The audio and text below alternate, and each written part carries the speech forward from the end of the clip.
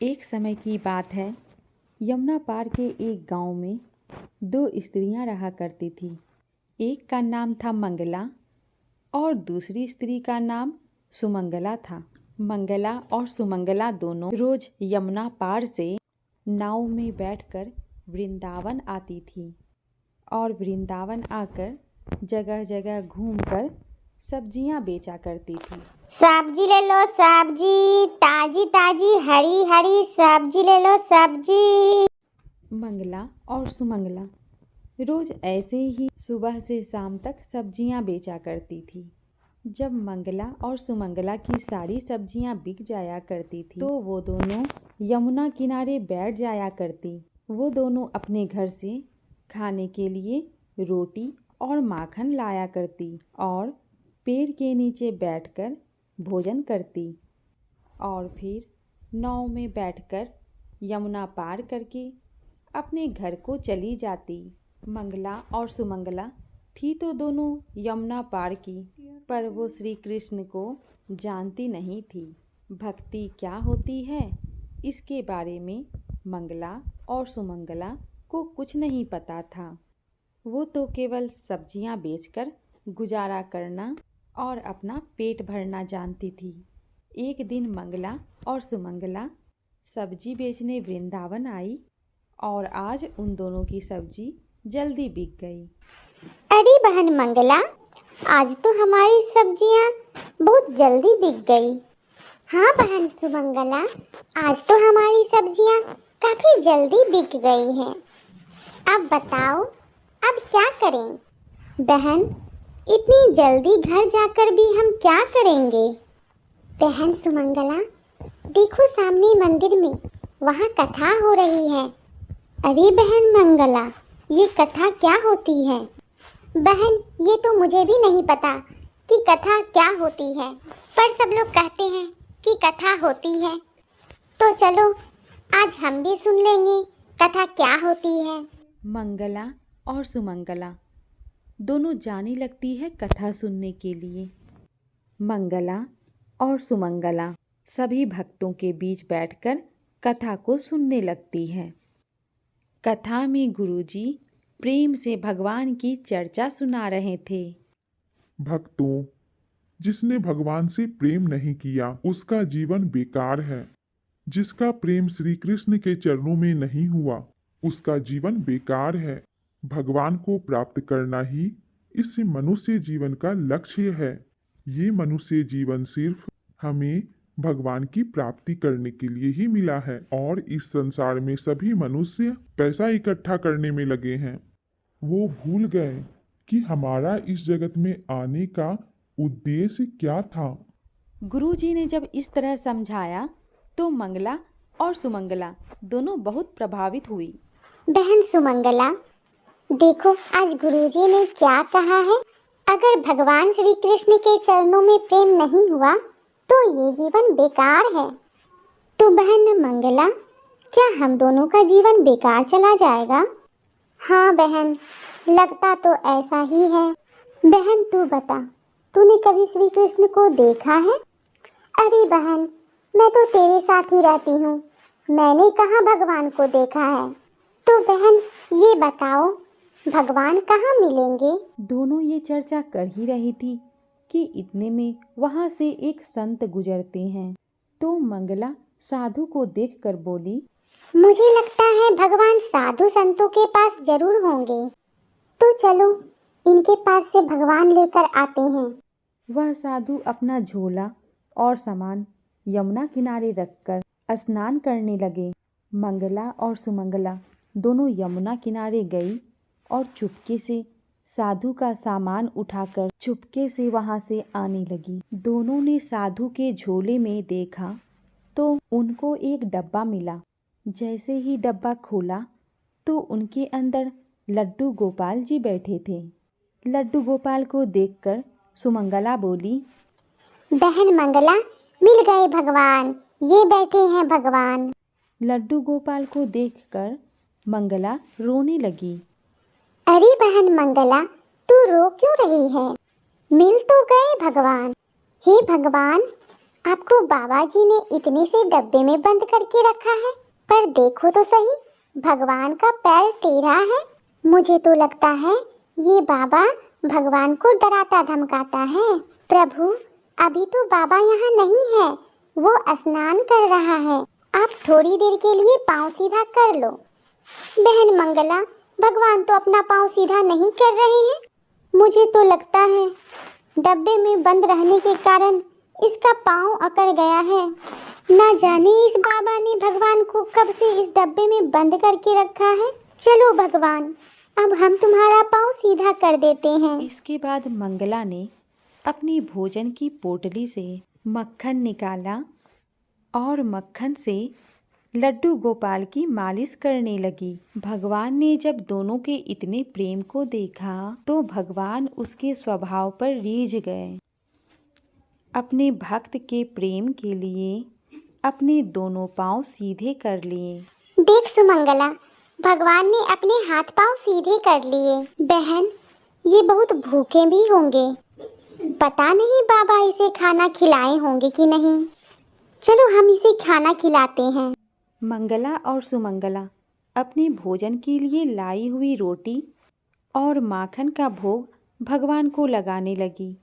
इतने में ही साधु बाबा वहाँ स्नान करके आ गए। साधु को देखकर मंगला और सुमंगला भागने लगी और दोनों कुछ दूर जाकर रुककर बोली, अरे ओ बाबा, भगवान को इतना डराया धमकाया मत करो। तुमने भगवान को डरा धमका कर रखा था ना। बेचारे भगवान टेढ़ा पाँव करके डब्बे में बैठे थे, हमने उनका पाँव सीधा कर दिया है। अब उनका पाँव टेढ़ा मत करना। जब साधु ने लड्डू गोपाल को देखा तो लड्डू गोपाल के दोनों हाथ पैर सीधे हुए थे। ये चमत्कार देखकर साधु दोनों स्त्रियों को रोकने के लिए उनके पीछे भागने लगे। अरे रुक जाओ, भागो मत। मैं तुम्हें कुछ नहीं कहूँगा, भागो मत, रुक जाओ। पर वो दोनों नहीं रुकी। उन्हें लगा कि बाबा उन्हें पकड़कर मार लगाएंगे। अगले दिन मंगला और सुमंगला दोनों सब्जी बेचने के लिए वृंदावन आई और आज भी उन दोनों की सब्जियां जल्दी बिक गई और आज वो फिर से कथा सुनने के लिए मंदिर चली गई। कथा में गुरुजी भगवान के नाम की महिमा का चर्चा कर रहे थे। भक्तों, अगर आप राधे श्याम जपोगी तो भवसागर से भी पार हो जाओगी। इसलिए भगवान के नाम को हमेशा जपते रहना चाहिए। यही नाम हमें भव सागर से पार कराएगा। आज की कथा सुनकर दोनों घर जाने लगी। बहन मंगला, तूने सुना आज गुरुजी ने कथा में क्या कहा है कि राधे श्याम जपोगे तो भवसागर से भी पार हो जाओगे। तो राधे श्याम नाम लेने से भवसागर पार कर सकते हैं, तो ये यमुना भी तो पार कर सकते हैं। हाँ बहन, हम दोनों तो रोज यमुना से इस पार से उस पार जाते हैं। हमारे कुछ पैसे तो नाव के किराया देने में खर्च हो जाते हैं। तो हम भी अब राधे श्याम जपेंगे और यमुना पार कर जाएंगे बिना पैसे खर्च किए। मंगला और सुमंगला ने गुरुजी की बातों पर विश्वास करके राधे श्याम जपने लगी और यमुना पर चलने लगी। वो दोनों राधे श्याम जपते हुए सच में यमुना के ऊपर चलने लगी। राधे श्याम जपते हुए उन दोनों ने सचमुच में यमुना पार कर लिया। अब तो मंगला और सुमंगला का कृष्ण के प्रति प्रेम और विश्वास दृढ़ हो गया और वो दोनों कृष्ण की भक्ति करने लगी। एक दिन मंगला ने कहा, बहन, हमने गुरुजी की कृपा से श्री कृष्ण की भक्ति पाई है और गुरुजी के कहने पर हमने यमुना पैदल पार किया है, तो इससे हमारे बहुत सारे पैसे भी बचे हैं। तो बहन, हम क्यों न गुरुजी को घर बुलाएं और उन्हें भोजन करवाएं। ठीक है बहन, तुम जाकर गुरुजी को ले आओ तब तक मैं यहाँ भोजन की तैयारी करती हूँ। मंगला गुरुजी को लेने मंदिर जाने लगी। मंगला मंदिर गई और गुरुजी से बोलने लगी, गुरुजी, हम चाहते हैं कि आप अपने चरण मेरी कुटिया में रखो। हम आपको भोजन कराकर कुछ दान दक्षिणा देना चाहते हैं। गुरुजी ने मंगला की बात मान ली और बोले, ठीक है बेटी, मैं तुम्हारे संग तुम्हारी कुटिया में चलने के लिए तैयार हूँ। मंगला गुरुजी को साथ लेकर आगे बढ़ने लगी। मंगला गुरुजी को लेकर यमुना के तट पर आ जाती है। गुरुजी ने जब देखा कि यमुना तट पर तो कोई नाव नहीं है, ये मुझे यमुना पार कैसे कराएगी? तब गुरुजी ने मंगला से पूछा, बेटी, तुम मुझे यमुना पार कैसे ले जाओगी? यहाँ तो कोई नाव ही नहीं दिख रही। गुरुजी, आपने ही तो सबसे बड़ी नौका हमें प्रदान की है। मंगला को लगा जैसे हम गुरुजी की शिष्या होकर राधे श्याम जप कर यमुना पार कर लेते हैं, वैसे ही गुरुजी भी यमुना पार कर लेते होंगे। और मंगला राधे श्याम जपते हुए पानी पर चलने लगी। मंगला ने जब थोड़ी दूर जाकर पलटकर देखा तो गुरुजी वहीं किनारे खड़े थे। अरे गुरुजी, आप आगे क्यों नहीं बढ़ रहे हो? आओ। गुरुजी को लगा कि शायद किनारे का पानी कम है। गुरुजी ने ये विचार करके आगे बढ़ने लगे। जैसे ही गुरुजी ने पानी में अपना पाँव बढ़ाया, वैसे ही गुरुजी कमर तक पानी में डूब गए। अरे, यहाँ पानी तो बहुत गहरा है और ये पानी में कैसे चल रही है? अरे, ये कोई आम स्त्री नहीं, ये तो कोई चुड़ैल लगती है। ये तो पानी में चल रही है। गुरुजी को पानी में डूबा देख मंगला गुरुजी को लेने के लिए वापस आने लगती है।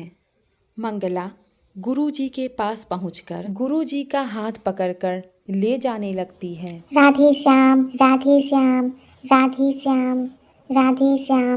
अरे छोड़, मुझे क्यों ले जा रही है? मुझे कहाँ ले जा रही है? छोड़, मुझे छोड़। अरे तू भूतनी है या चुड़ैल? छोड़, मुझे छोड़। मंगला ने गुरुजी का कोई जवाब नहीं दिया।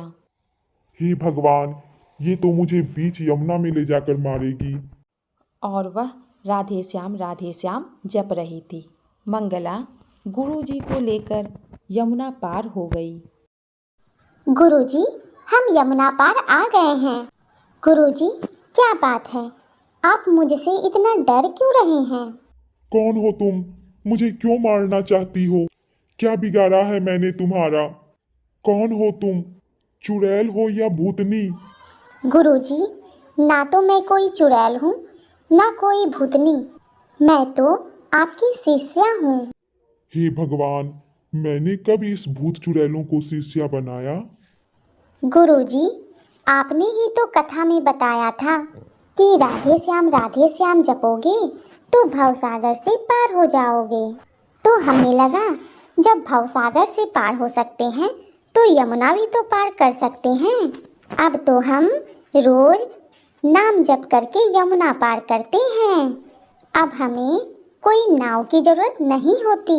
मंगला की बातें सुनकर गुरुजी हैरान रह गए और मंगला से बोले, तुमने अपने गुरु के वचनों और प्रभु पर कितना दृढ़ विश्वास किया कि इसके बल पर तुमने यमुना के पानी पर चलकर यमुना पार कर ली। बेटी, तुम महान हो और महान है तुम्हारा प्रभु के प्रति विश्वास और प्रेम।